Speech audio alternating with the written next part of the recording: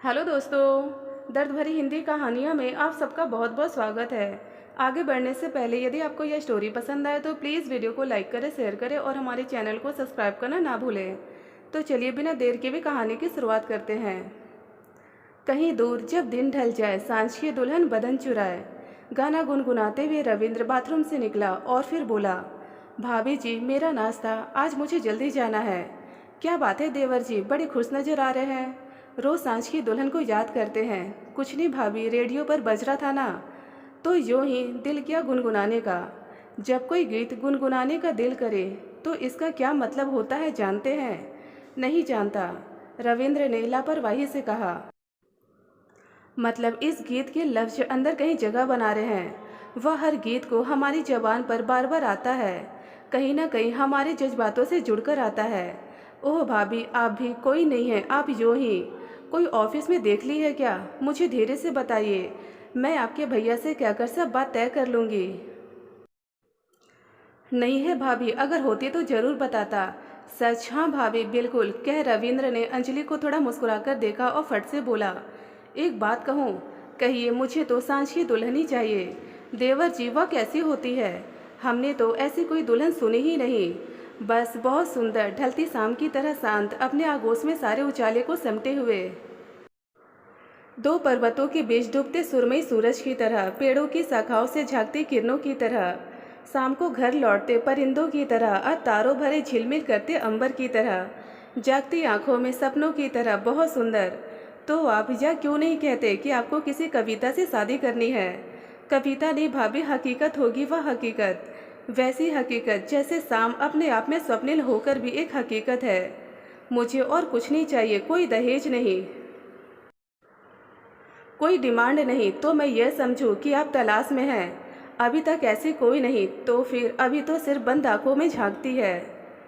अंजलि ने मजाक किया, तो क्या कहती है, मैं भी तो सुनूं।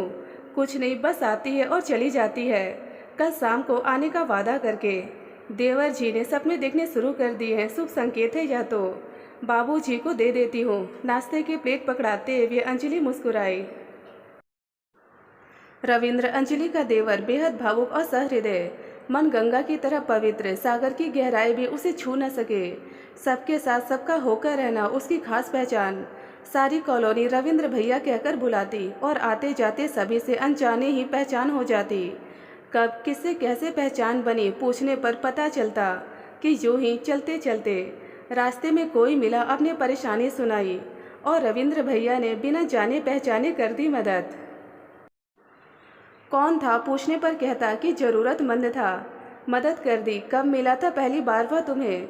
बस यूं ही चलते चलते, भाभी मजाक कर उठती। देवर जी, यूं ही चलते चलते वह नहीं मिलती। वह ऐसे नहीं मिलेगी तो फिर कैसे मिलेगी? उसके लिए तो आपको कोशिश करनी होगी। चलते चलते तो बहुत मिलती है, लेकिन भाभी वह नहीं होती। अंजलि और बाबूजी दोनों परेशान कि कब हाँ करेगा। कहता था कि शादी ही नहीं करूँगा। बहुत दिनों बाद उस दिन उसे खुश देकर अंजलि ने यह सवाल किया कि कोई पसंद कर ली है क्या।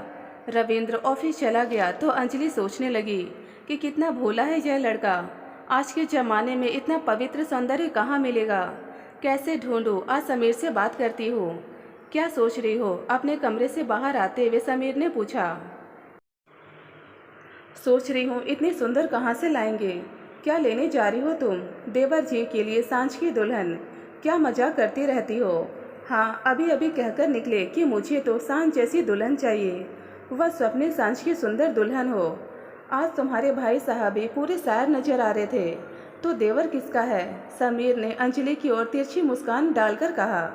चलो कुछ बोला तो सही। कुछ नहीं, बहुत कुछ बोले तो ढूंढ दो ना बहुत कुछ। कहाँ से लाऊंगी ऐसी परी? नखरे भी तो उठाने पड़ेंगे उसके। तो भाभी और देवर दोनों मिलकर उठाना। क्या उससे कोई ढूंढ रखी है? नहीं तो फिर कल्पना में तलाश रहे हैं। कहते हैं हकीकत होगी और आप उसे सच करेंगी।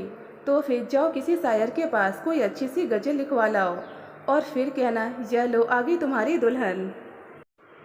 पगला है वह तो है, मगर उन्होंने बड़ी मुश्किल से हाँ की है, तो कोशिश करनी होगी।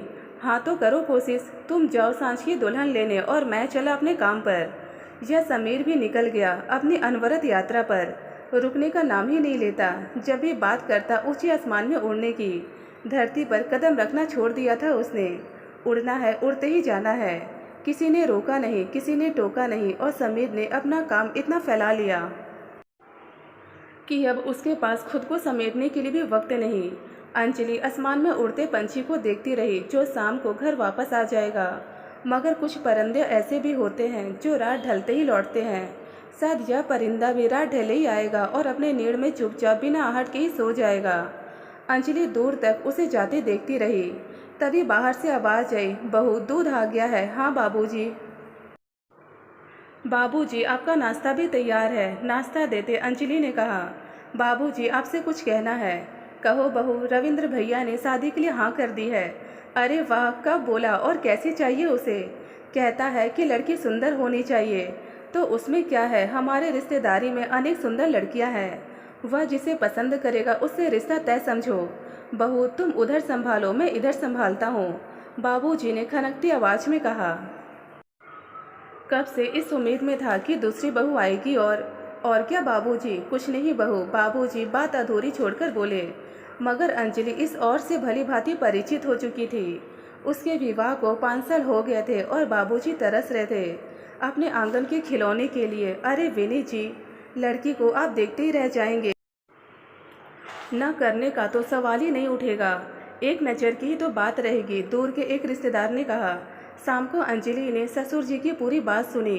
परिवार के हर सदस्य की खुशी की परवाह में जीती अंजलि का मन न जाने क्यों आशंकित हो उठा कि रविंद्र बहुत भोला है और वह लड़की हॉस्टल में पढ़ने वाली। फिर रात को समीर के घर आते ही अंजलि ने अपनी आशंका जाहिर की। अरे यह जरूरी तो नहीं कि हॉस्टल में पढ़ने वाली हर लड़की तेज हो। हाँ, स्मार्ट तो होगी ही, वहाँ का परिवेश ही ऐसा होता है। तुम अभी से क्यों परेशान हो?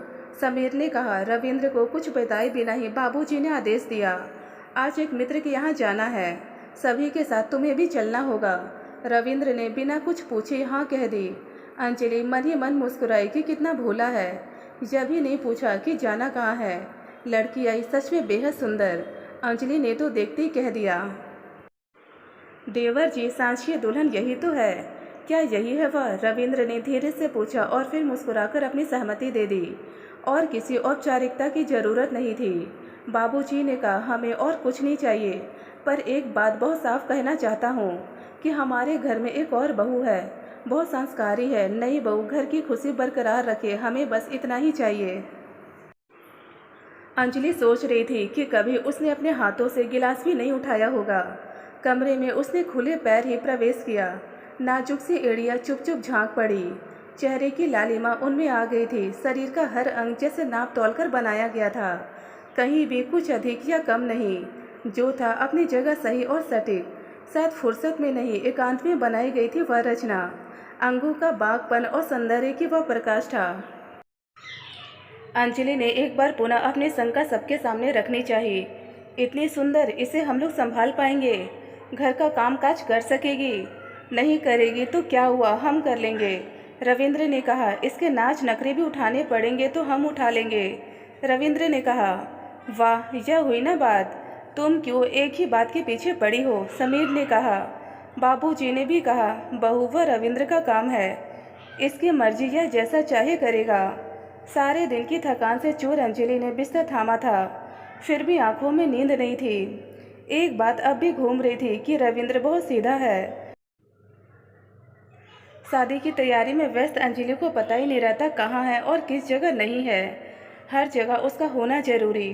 घर में आने वाले मेहमानों के इंतजाम से लेकर दूल्हे दुल्हन का जोड़ा भी उसे तैयार करना था। उस पर क्या अच्छा लगेगा, यह रविंद्र से ही पूछा जाता।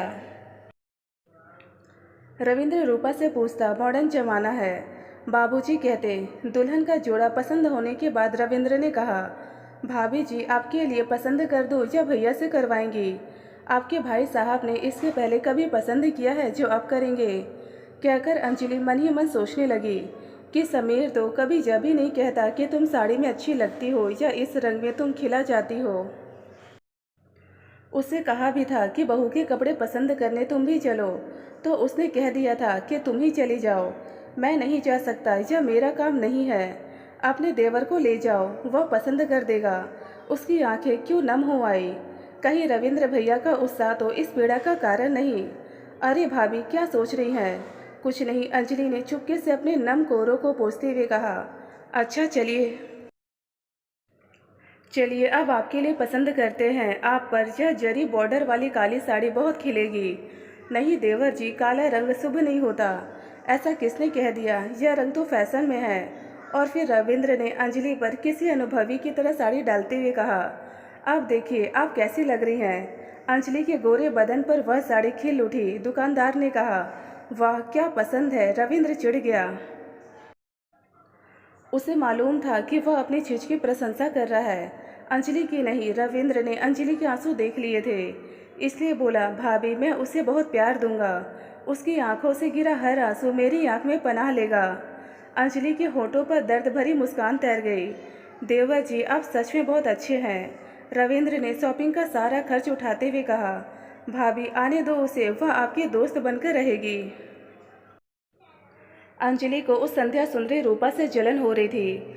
फिर भी वह खुश थी। घर में सारे मेहमान आ चुके थे और वह स्वयं को गर्वान्वित महसूस कर रही थी। आखिर देवर के लिए रानी जो ला रही है। बाबूजी का हुक्म था, जब तक शादी पूरी ना हो जाए शहनाई बजती रहनी चाहिए। शहनाई की धुनों में ही बहू ने घर में कदम रखा। कलश पर पैर से ठोकर दे नववधू को चावल गिराने थे और रविंद्र को समेटने थे। उसने चावल इतने दूर फैला दिए कि रविंद्र बेचारा समेटता रह गया। अंजलि ने देखा तो कहा, देवरानी जी धीरे मारिए, देवर जी को तकलीफ होगी समेटने में। कुछ ही दिनों बाद अंजलि की आशंका सही साबित होने लगी। वह तो सच में रानी थी। 10 बजे सोकर उठती तो बाबूजी से छिपकर रविंद्र उसे चाय बनाकर देता। जब बाबूजी ने उससे कहा कि बहू अंजलि की मदद किया करो, तो वह असमर्थता से जताते हुए बोली, मुझे नहीं आता, कैसे करूं, बिगड़ गया तो। वह तो सोकर ही 10 बजे उठती है बाबूजी, रहने दीजिए। अंजलि ने कहा।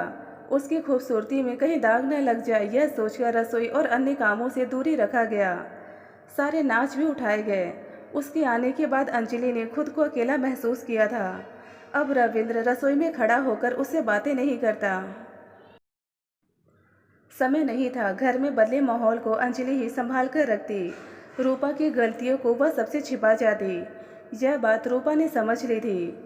वह अंजलि की आड़ में खेल करती, जिसे अंजलि जानकर भी अनजान बन जाती, ताकि घर की सुख शांति बनी रहे।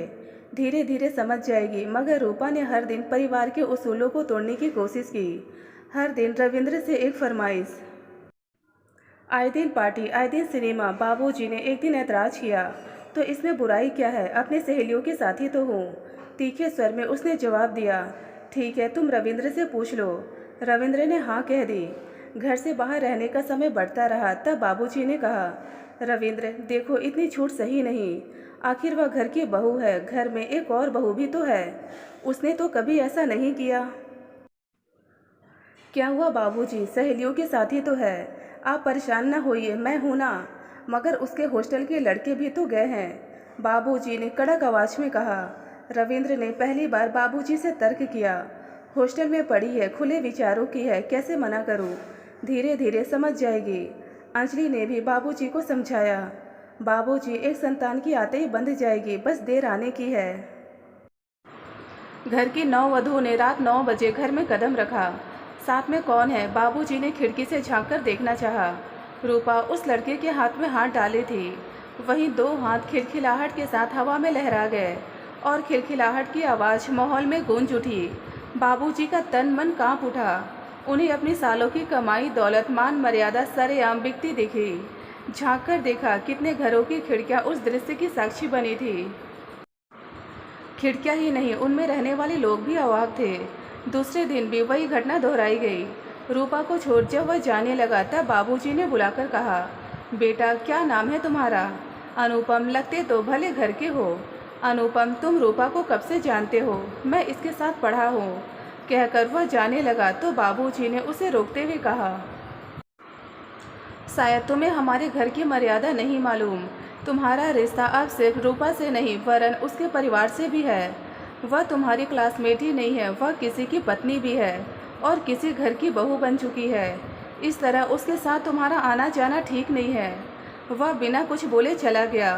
रूपा अंदर कमरे में आकर विभर पड़ी। बाबूजी को क्या हो गया है? क्यों बेवजह शोर मचा दिया? कुल की मर्यादा, कुल की मर्यादा।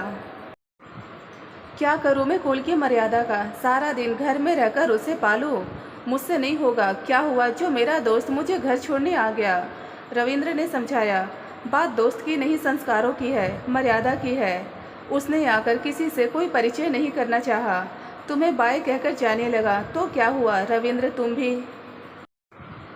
धीरे धीरे उसका इस तरह आना जाना साधारण सी बात हो गई, जिसकी चर्चा भी नहीं की जाती। हद तो तब हो गई जब उस सांझ की दुल्हन ने सच में रात ढले घर में कदम रखने शुरू किए।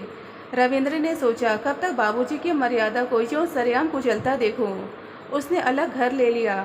रविंद्र सारा दिन ऑफिस में रहता और रूपा अपने दोस्तों के साथ। शाम को कभी कभी दोनों एक साथ ही घर में प्रवेश करते। रविंद्र जान चुका था कुछ कहना बेकार है। ऐसा नहीं कि उसने उसकी गलतियों को नज़रअंदाज किया, वह जानकर भी अनजान बन जाता था। शायद खुद समझ जाए, उसकी हर गलती पर खुद पर्दा डाल उसे सुधरने का मौका देता। एक बार तो उसकी आंखों के सामने सारा खेल हुआ। वह देखता रहा, बस इतना कह सका, तुम्हें इससे क्या मिलता है? वही जो तुमसे नहीं मिलता। वह मेरा प्यार है, पहला प्यार। मुझसे क्या नहीं मिला? तुम जिसे मिलना समझती हो वह मेरे परिवार की मर्यादाओं के खिलाफ है। अगर वह तुम्हारा प्यार है तो तुमने मुझसे शादी क्यों की? पापा ने कहा शादी कर लो, हमारे घर से चली जाओ, फिर जैसे मर्जी हो करना। और तुम अपनी मर्जी के कोड़े मुझ पर बरसा रही हो। पहली बार चीखा रविंद्र। हाँ, क्योंकि तुमसे मुझे बांधा गया है और तुम बंध नहीं सकी, यही ना? तो अब तक तुमने हमें धोखे में रखा था।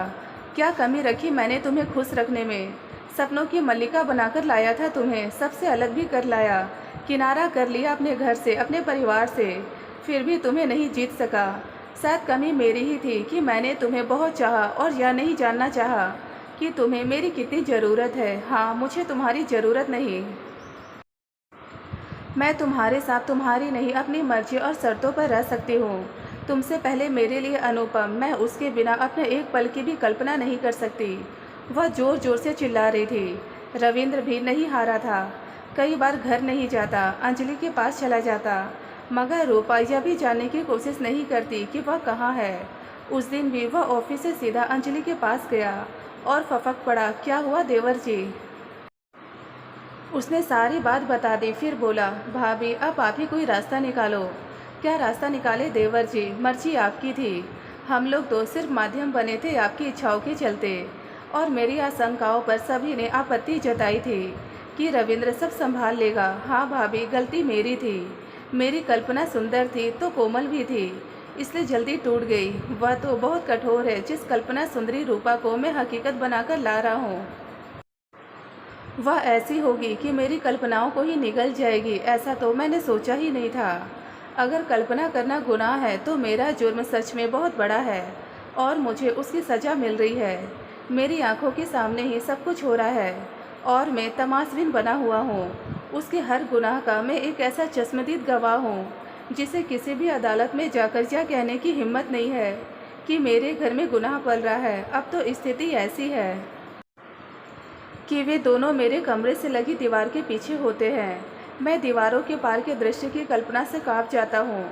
तो क्या आप यूं ही देखते रहेंगे? नहीं भाभी, मगर मैं करूँ भी तो क्या?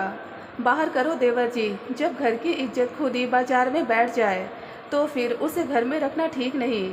उसे बिकना मंजूर है। आप क्या कर सकते हैं? मर्यादा की खातिर ही आप घर छोड़कर गए थे ना, कि लोगों की नज़रों से दूर रहने पर बिगड़ी बात बन जाएगी। लेकिन मेरा कहा मानो तलाक ले लो। लेकिन भाभी, कोई लेकिन वेकिन नहीं। जब ज़िंदगी तुमसे इतनी कुर्बानियों के बाद भी खुश नहीं तो बेहतर है ऐसी ज़िंदगी से किनारा कर लो। आज तुम्हारे पास एक अच्छी नौकरी है, बंगला है, गाड़ी है, सब कुछ है, तो फिर क्यों उस अप्सरा के पीछे भाग रहे हो? वह तुम्हारी नहीं, फिर उसने खुद ही कह दिया है। खुद को कमज़ोर मत साबित करो देवर जी। रास्ते अनेक हैं। जिस मोड़ पर तुम खड़े हो उससे अनेक रास्ते जा रहे हैं और वह रास्ता भी जिससे तुम चले थे। अब एक ऐसी राह लो जहाँ से बीती गलियाँ नजर ही ना आए। छोड़ दो देवर जी, उसे छोड़ दो। अप्सरा किसी की नहीं होती, सबकी होकर भी किसी की नहीं हो पाती। रविंद्र फूट फूट कर रो पड़ा था।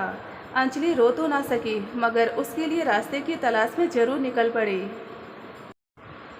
आज वह निर्णय करके रहेगा। इस हिम्मत के साथ वह घर में घुसा और जोर से दरवाज़ा पीटने लगा। दरवाज़ा रूपा ने खोला। क्या हुआ, इतनी जोर से दरवाज़ा क्यों पीट रहे हो? अब यह यहाँ नहीं होगा। मेरे घर में यह खेल अब नहीं होगा। कौन सा नया पाठ पढ़कर आ रहे हो? यह कौन सी नई बात है? रूपा को किनारे धकेलते हुए वह अंदर घुसा और अनुपम की कॉलर पकड़कर उसे घर से बाहर कर दिया। रूपा पागलों की तरह चीखती रही। आज वह जान चुकी थी कि उसे अब किसी एक को थामना होगा। शाम को जब रविंद्र घर आया तो वह जा चुकी थी अपने प्रेमी अनुपम के साथ। घर में अब सिर्फ वह था और उसकी रोती सिसकती कामनाएं, कल्पनाएं, जिन्हें वह शाम तक बटोरता रहा। तलाक के वक्त कोर्ट में इतना ही कह सका था, मैं इसके लायक नहीं। यह जिसे चाहती है उसके साथ इसे रहने और जीने का पूरा हक है। यह हक इसके माँ बाप नहीं दे सके, मगर मैं देता हूँ। यह आज़ाद है। तलाक हुए काफ़ी अरसा हो गया था। अंजलि ने कई बार देवर का मन टटोला, जानना चाहा कि वहाँ क्या चल रहा है। रविंद्र कभी कभी कह भी देता, भाभी अब नहीं। कल्पना का कटु सत्य जिंदगी में जो करवाहट पैदा कर गया था, उसे वह भूल नहीं पा रहा था। उस दर्द को भुलाने का एक ही रास्ता था, जो अंजलि ने बताया। देवर जी, दूसरी शादी करिए और अपने गृहस्थी बसाइए। वह तो अपनी ज़िंदगी मज़े से जी रही है, फिर आपने ऐसी ज़िंदगी क्यों अपना ली? ज़िंदगी को मैंने नहीं, ज़िंदगी ने मुझे कबूल किया है। उसे मैं इसी रूप में अच्छा लगता हूँ, ऐसा नहीं। आप जिसे ज़िंदगी कह रहे हैं वह ओढ़ी हुई ज़िंदगी है। और या आपने रूपा के जाने के बाद ओढ़ी है। इसे उतार फेंकने की कोशिश ही नहीं की आपने।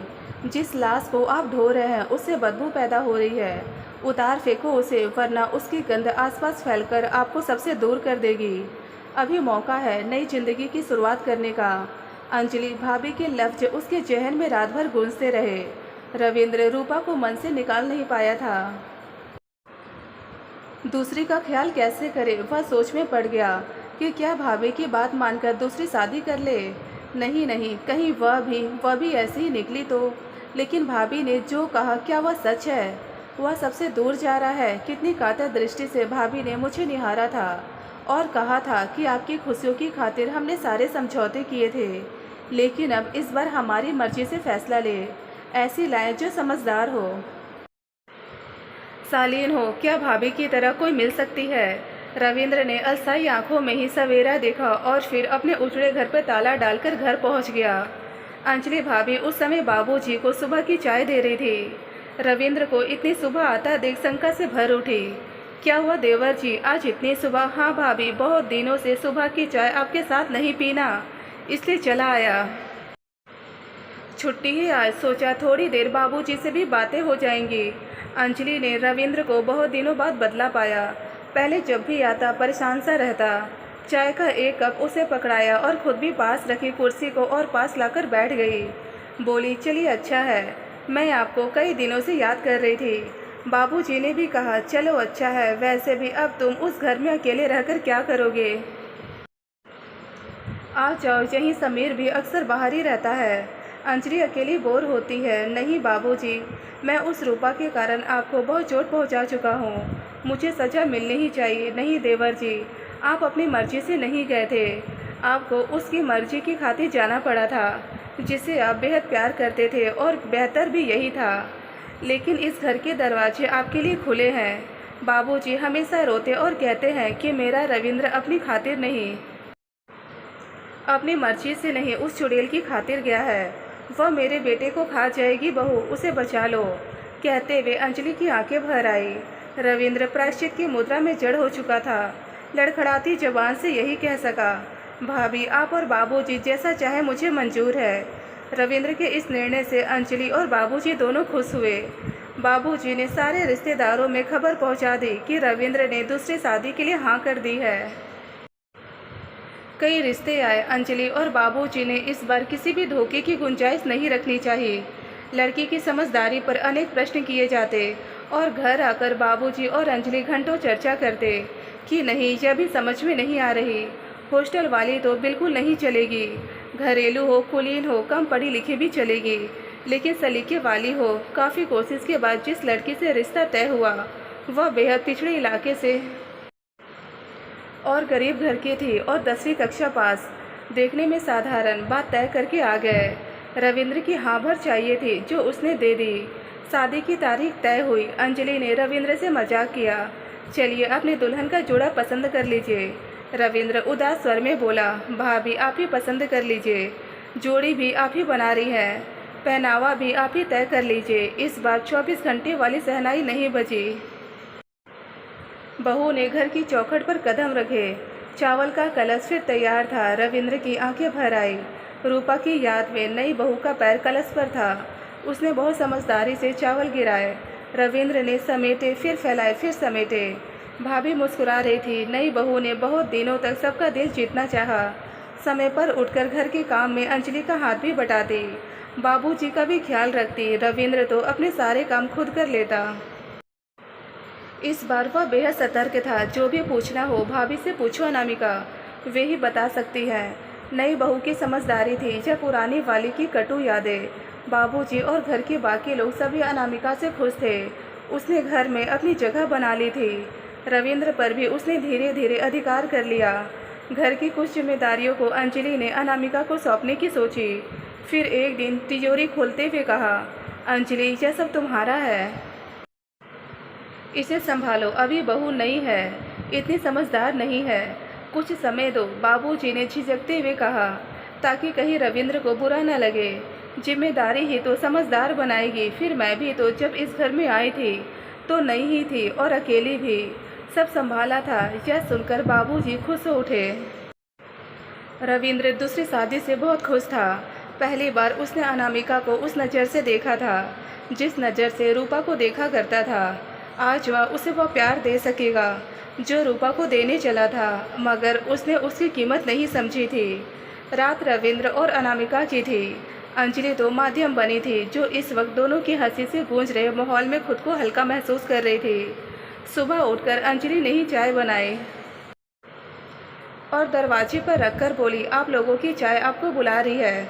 अनामिका ने चाय सर्व करते हुए कहा, सुनो आज मुझे थोड़ी शॉपिंग करनी है, तुम चलोगे? हाँ क्यों नहीं। अनामिका तैयार होकर अंजलि से कहकर शॉपिंग के लिए निकल गई। अंजलि खुश थी।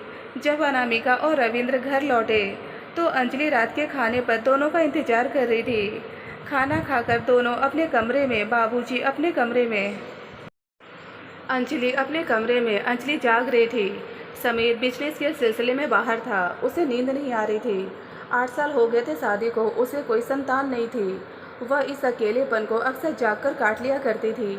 डॉक्टर ने कहा था कोई संभावना नहीं है, फिलहाल बहू में कोई कमी नहीं। अंजलि उसकी भरपाई में समीर और बाबूजी को खुश करने में लगी रहती। समीर को इस बात का अफसोस नहीं था,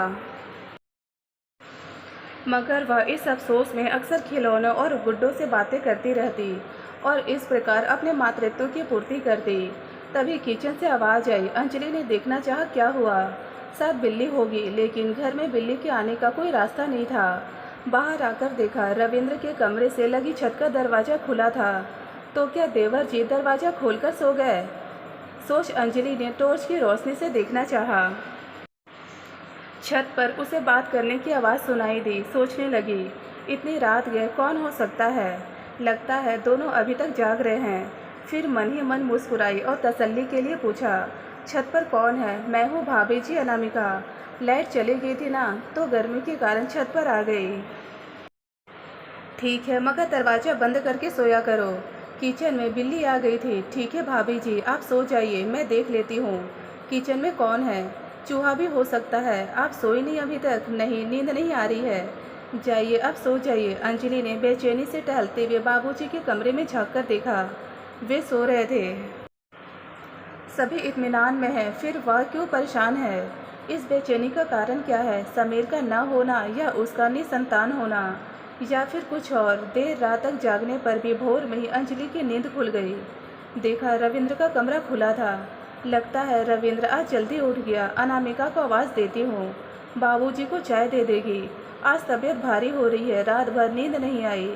नीचे से ही आवाज़ दी, अनामिका नीचे आ जाओ, बाबूजी को चाय दे दो। रविंद्र बाहर आते हुए बोला, भाभी, अनामिका यहाँ नहीं है, नीचे चली गई है। अंजलि ने फिर आवाज़ दी, अनामिका कहाँ हो? मगर उसे कहीं भी होने की आहट सुनाई नहीं दी। शायद बाथरूम में होगी, लेकिन वहाँ तो बाबूजी है, फिर कहाँ होगी? किचन में जाकर देखा, वहाँ भी नहीं। शायद बाहर बगीचे में होगी, वहाँ भी नहीं। आखिर इतनी सुबह कहाँ जाएगी? अंजलि ने फिर से आवाज़ दी। देवर जी, देवरानी को नीचे भेज दो, मजाक मत करो। भाभी जी, मैं मजाक नहीं कर रहा, सच में अनामिका यहाँ नहीं है। नहीं है? बाबूजी बाथरूम से निकले तो बोले, अरे बहू, आज तुम घर का दरवाज़ा बंद करना भूल गई क्या? घर का दरवाज़ा, छत का दरवाज़ा, अनामिका घर में नहीं है बाबूजी। यह सब क्या है? देवर जी, अनामिका घर पर नहीं है। क्या तुम दोनों के बीच रात में कोई झगड़ा हुआ है? नहीं, कमरे में जाकर देखा तो अनामिका का सामान भी नहीं था। घर की तिजोरी भी खुली और खाली थी। बहू घर छोड़कर जा चुकी थी, ज़्यादा ही समझदार निकली। अंजलि को रात की बिल्ली, छत का खुला दरवाज़ा, अनामिका का आश्वासन, सब कुछ बिजली की तरह कौंध गया। वह चकरा गई, बोली, देवर जी, यह तो बहुत समझदार निकली। रविंद्र, जो अब तक सब समझ चुका था, सिर थामे बैठा था। देर तक घर में फैली खामोशी को कौन तोड़ता? किसमें हिम्मत थी? भाभी में, जिसने रविंद्र को दूसरी शादी करने के लिए प्रेरित किया था, या बाबूजी में, जिन्होंने उसकी समझदारी पर अनेक प्रश्न किए थे, या फिर रविंद्र, जिसने दोनों के निर्णय पर बंद आंखों से अपनी सहमति का अंगूठा लगा दिया था? कौन था समझदार? अंजलि, जिसने रविंद्र की गृहस्थी फिर से बसानी चाहिए? बाबूजी, जो अपने आंगन में खेलता कूदता छोटा रविंद्र चाहते थे? या फिर रविंद्र, जिसके स्वभाव की सरलता ने अनामिका की बड़ी समझदारी का कारण नहीं समझना चाहा? शायद इन तीनों से ज़्यादा समझदार वह थी, जिसने तीनों की समझदारी पर पानी फेर दिया। सब कुछ ले गई, कुछ नहीं बचा। रात में फ़ोन आया, मैं दूसरा विवाह करने जा रही हूँ। उस दम घोटू माहौल में मैं नहीं रह सकती थी, और नई जिंदगी की शुरुआत के लिए पैसा तो चाहिए था, सो मैं ले आई।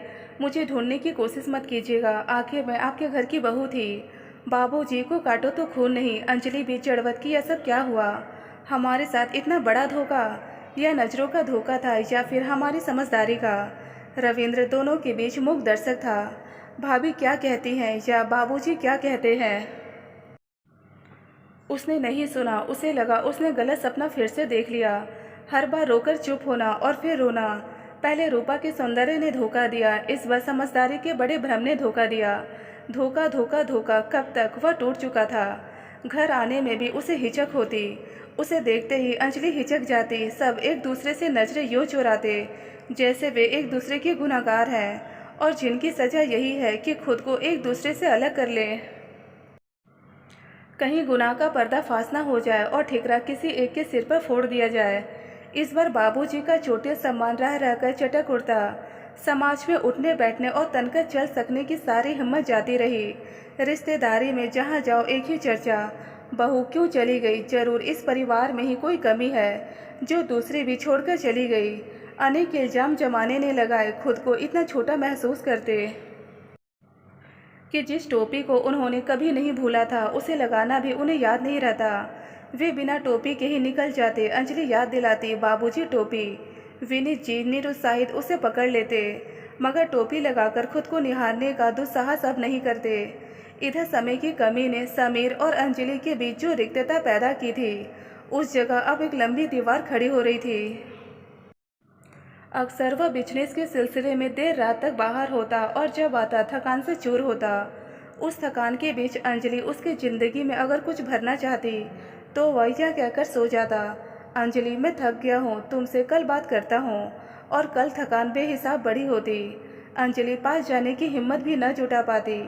वह उस टूटी नाव की पतवार थामे चल रही थी, जिस पर अनजाने अनचाहे अनेक गड्ढे बन चुके थे, जिन्हें पारते उसकी उम्र बीत रही थी। बाबूजी अपने आहत सम्मान और दम तोड़ती इच्छाओं के बीच खुद को अकेला पाते और सबसे अलग रहने के प्रयास में अपने कमरे से बाहर नहीं आते।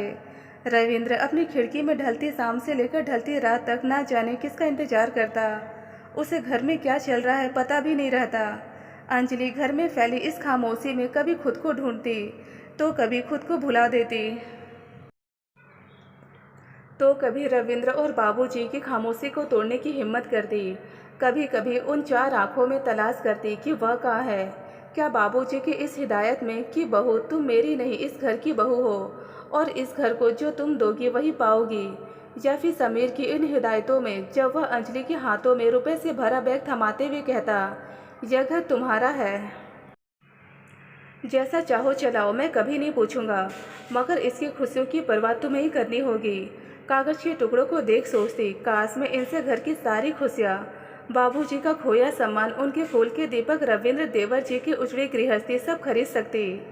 समीर जिसे खुशी कहता है, क्या उसी खुशी की तलाश है सभी को? शायद नहीं। मैं कब तक इन कागज के टुकड़ों को संभालती रहूंगी? ये मुझे चिढ़ाते से नजर आते हैं। उसने जब भी कुछ मांगा, अपने बाबूजी और भाई की खुशी, कभी उसने पूछा कि अंजलि इन पैसों से तुम्हारी खुशी मिल सकेगी? रात का अकेलापन और जिंदगी का सूनापन अक्सर उसे डसने लगता। समीर तो बस आगे बढ़ने की धुन में बढ़ता जा रहा है। इस बढ़ने में उसके अपने पीछे छूट रहे हैं। उसने भूल से भी यह नहीं सोचा, मुड़कर ही नहीं देखना चाहा, कोई आवाज़ दे भी तो कैसे। वह तो ऐसी मंजिल को थामे चल रहा था जिसके छूट जाने से वह बिखर जाता। महत्वाकांक्षा में वह भूल गया कि वह एक बेटा भी है, भाई भी है और एक पति भी है। रविंद्र भी अपनी तनख्वाह भाभी को देते हुए कहता, भाभी अब आप इसे भी संभालो, मैं नहीं संभाल सकता। क्या करूँगा मैं इसका, और कितनी जिम्मेदारियों के बोझ तले मुझे दबना पड़ेगा। क्या इन कागज़ के टुकड़ों से घर की रौनक और खुशियाँ मैं ला सकूँगी? फिर मैं इनका क्या करूं? इन कागज़ के टुकड़ों में दबी कामनाएं दम तोड़ रही है देवर जी। मैं इनसे बेजार हो रही हूं, अब और नहीं। अंजलि बोले जा रही थी और रविंद्र सुनता जा रहा है। आज भाभी को उसने पहली बार उबता महसूस किया था। उनकी बातों में सदियों की तलखी थी। यह तलखी शायद हमसे थी, नहीं तो फिर जिंदगी से कब तक झेलेंगी? कौन है जिससे वे अपनी बात कहती? सोचता हुआ रविंद्र अंजलि के कमरे के सामने से गुजरा तो उसे सिसकने की आवाज़ें आई। उसने बाहर से ही आवाज़ दी, भाभी हाँ आती हूँ, कहते हुए बाहर आने का प्रयास किया, मगर रविंद्र उससे पहले ही अंदर पहुँच चुका था। पहली बार इस कमरे में आया था वह। भाभी का कमरा अपनी व्यवस्था से अव्यवस्थित सा लग रहा था। कांच का एक बड़ा सा शोकेस तरह तरह की गुड़ियों और गुड्डों से भरा था। बगल के ड्रेसिंग टेबल पर एक खूबसूरत पर्दा जो शायद ही कभी उठाया जाता होगा। बिस्तर की चादर ठीक करते हुए अंजलि बोली, आइए देवर जी, आज कैसे इधर भटक गए? यूं ही भाभी, दिल किया आ गया। तभी बिस्तर के सिरहाने रखी जापानी गुड़िया बोल पड़ी कि मम्मा आई लव यू। अंजलि ने उसे चुप कराया। रविंद्र ने कहा, बोलने दीजिए, अच्छा लग रहा है। भाभी एक बात पूछूं? हाँ क्या पूछेंगे, पूछिए। वैसे आप जो जानना चाहते हैं वह मुझे मालूम है देवर जी। इस घर से खुशियों ने हमेशा के लिए मुंह फेर लिया है। घर अब घर नहीं, एक सराय खाना लगता है जिसमें सभी रह तो रहे मगर अजनबियों की तरह। कौन कब रोया कब हंसा किसे मालूम? किसकी रात आंसुओं से भीगती रही या किसकी शाम आंसुओं को धुंधला कर गई, किसने जानना चाहा? तो समीर भैया बेचैनी ने उसे वहां रुकने न दिया। देर तक भाभी के आंसुओं में भीगे लफ्ज उसकी जहन में गूंजते रहे। मैं भी हूँ इस घर में, यह किसे पता है? सब अपने में गुम, मैंने क्या पाया? कौन है मेरा? किसे फुर्सत है मेरी खातिर? शाम ढल रही थी, फिर भी रविंद्र ने आज खिड़की नहीं खोली, न ही शाम ने खिड़की से दस्तक दी। बार बार अंजलि का कुमलाया चेहरा याद आ रहा था कि उम्र में मुझसे सिर्फ 2 माह ही बड़ी हैं, मगर जिम्मेदारियों के बोझ ने उन्हें समय से पहले ही बहुत बड़ा कर दिया। बड़प्पन के एहसास तले उन्होंने खुद को भुला दिया और घर के 3 बड़े बच्चों को संभालती रही। बाबूजी कमरे से बाहर नहीं आए थे। अब अक्सर वे शाम के धुंधलके में ही घर से निकलते। अंजलि ने शाम की रसोई शुरू कर दी। बाबूजी घूमकर आ गए, बोले, बहू खाना दे दो। जल्दी सो जाऊंगा, और फिर खाना खाकर अपने कमरे में चले गए। अंजलि ने रसोई समेटी, किचन का दरवाज़ा बंद किया। जैसे ही अपने कमरे में जाना चाहा, देखा रविंद्र छत पर है। आवाज़ दी, देवर जी, कोई जवाब नहीं मिला। खुद जाकर देखना चाहा। रविंद्र अपनी परछाई के साथ आँख में चोली कर रहा था। छत में फैली चांदनी सारी चीज़ों को स्पष्ट कर रही थी। फिर भी ना जाने क्यों रविंद्र कुछ ढूंढता सा नजर आ रहा था। क्या खो गया? अंजलि ने आज बहुत दिनों बाद छत पर कदम रखे थे। कभी कभी अनामिका के साथ आया करती थी। अचानक भाभी को छत पर आया देख रविंद्र बोला, अरे भाभी आप? कुछ नहीं, जो ही मेरी अंगूठी कहीं गिर गई है। यही कहीं होगी। क्या अंजलि ने छत से घर के अंदर जा रही सीढ़ियों की तरफ झांकने का प्रयास किया। 2-3 सीढ़ियाँ नीचे उतरकर देखा तो अंगूठी दिखाई दे गई। बोली, देखिए देवर जी, मिल गई। अरे मैं कब से खोज रहा था, मिल ही नहीं रही थी। पकड़िए। अंजलि ने वहीं से देनी चाहिए, मगर उसका पैर डगमगा गया। चांदनी रात का उजाला सीढ़ियों के अंधेरे को मिटा न सका था और अंजलि उस अंधेरे से भिड़ने की कोशिश में डगमगा गई। रविंद्र भी तो अंजलि को सीधे हाथ नहीं थाम सका, उल्टा हाथ पकड़ाया। संभल नहीं सका, लड़खड़ा गया। दुधिया चांदनी में अंजलि के उजले चेहरे पर खुदी उदासी की गहरी रेखाएं भर आई। सूखे और बिखरे बालों के बीच से झांकती आंखों का सूनापन महक उठा। बदन में वर्षों की सोई लचक जाग गई। रविंद्र ने देखा, क्या वही अंजलि भाभी हैं जिन्हें वर्षों से सिर्फ औरों के लिए खुश रहते देखा। आज पहली बार उन महकी आंखों में उनकी खुशी तैरती दिखाई दी। इतना आवेग और इतना आकर्षण अंजलि के सानिध्य में, वह संभाल न सका था उस रूप को। अंजलि के उस लड़खड़ाकर गिरने में सारा समर्पण समा गया और सारे आकाश ने उस समर्पण को अपनी बाहों में भर लिया, कभी न छोड़ने के लिए, और बोल पड़ा, इन आंखों की खुशी मैं कभी सूखने नहीं दूंगा। परिवार की सारी खुशियाँ इनमें भर दूंगा, यह मेरा वादा है। आखिर भैया को भी परिवार की खुशियाँ ही तो अजीज है। तभी अचानक दरवाजे पर किसी ने आवाज़ दी, भाभी। अरे यह तो रूपा की आवाज़ लग रही है। मैं रूपा हूँ, दरवाज़ा खोलिए। फिर आवाज़ आई, यह क्या? आज तो रविंद्र ने खिड़की भी नहीं खोली, फिर कौन सी रूपा आ गई? रूपा यानी रविंद्र की पहली? नहीं नहीं, अब नहीं। बाबूजी ने कह दिया कि अब किसी रूपा की जगह हमारे यहाँ नहीं है। दरवाजे पर हुई दस्तक को रविंद्र ने भी सुना था और अंजलि ने भी, लेकिन धोखा समझकर कहा, रूपा के लिए अब कोई दरवाज़ा नहीं। सांझ की दुल्हन रात ढले घर नहीं आती। मेरी सांझ की दुल्हन मुझे मिल गई है। तभी दूर रेडियो पर गाना बज उठा, कहीं तो ये दिल कभी मिल नहीं पाते, कहीं से निकल आए जन्मों के नाते। घनी थी उलझन बैरी, अपना मन अपना ही होकर सहे दर्द पर आए, कहीं दूर जब दिन ढल जाए। दोस्तों, कहानी के संदर्भ में आपके जो विचार है हमें कमेंट बॉक्स में कमेंट कर ज़रूर बताएं। मैं उम्मीद करती हूँ कि आपको हमारी आज की कहानी भी पसंद आई होगी और इसी तरह की शिक्षाप्रद और पारिवारिक कहानियाँ सुनने और देखने के लिए वीडियो को लाइक कर दीजिए और चैनल को सब्सक्राइब करके और सामने के बेल आइकन को प्रेस कर ऑल पे सेट कर दें, जिससे आने वाली वीडियो की नोटिफिकेशन आप तक पहुँच सके। मैं मिलती हूँ आपको अपनी अगली वीडियो में एक और नई कहानी के साथ। तब तक के लिए धन्यवाद दोस्तों।